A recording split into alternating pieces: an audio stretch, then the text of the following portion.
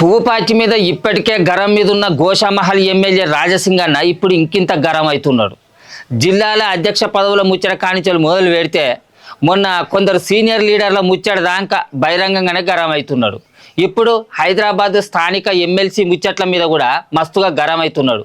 ఇక రాజసింగన్న ముచ్చటతో పాటు హైదరాబాద్ స్థానిక ఎమ్మెల్సీ ఎలక్షన్ల ముచ్చట కూడా పురాగరుచుకుందాం పారి. హైదరాబాద్ స్థానిక సంస్థల ఎమ్మెల్సీ ఎలక్షన్ కోసం నామినేషన్ ఆఖరి నాడైన ఇయ్యాల పువ్వుపాటి నుంచి గౌతమ్ రావు నామినేషన్ వేస్తే ఎంఐఎం నుంచి మిర్జా రియాజుల్ హసన్ నామినేషన్ వేసిండు. ఇక చెయ్యి పార్టీ కారు పార్టీలు ఈ ఎలక్షన్లకు దూరంగానే ఉన్నాయి. 81 కార్పొరేటర్లు, 15 మంది ఎమ్మెల్యేలు, 9 మంది ఎంపీలు, 7 ఎమ్మెల్సీలు అంటే మొత్తం 112 ఓట్లుంటే దాంట్లో చెయ్యి పార్టీకి 14, కారు పార్టీకి 24, పువ్వు పార్టీకి 25 మంది ఉంటే ఎంఐఎం పార్టీకి 49 మంది ఉన్నారు ఓటర్లు. ఇక ఎట్లయినా చెయ్యి పార్టీ ఎంఐఎంకే ఓటెత్తది కాబట్టి పతంగి పార్టీ గెలుపు ఖాయమన్నట్టే కానొస్తున్నది. మరి కారు పార్టీ ఓట్లు ఎత్తదో లేకపోతే ఎలక్షన్లను బహిష్కరిస్తుందో తెలియదు. కానీ కారు పార్టీ, చెయ్యి పార్టీ, పతంగి పార్టీ 3 పార్టీలు ఒకటే అని అంటున్నాడు కేంద్ర మంత్రి బండి సంజయ్ అన్న. కానీ ముగ్గురు ఒకటే, వీళ్ళిద్దరు బీఆర్ఎస్ కాంగ్రెస్ ఒక్కటే అనేది ఇది నిలువెత్తు ఉదాహరణ. ఇది ఇంతకంటే మంచి ఉదాహరణ లేదు.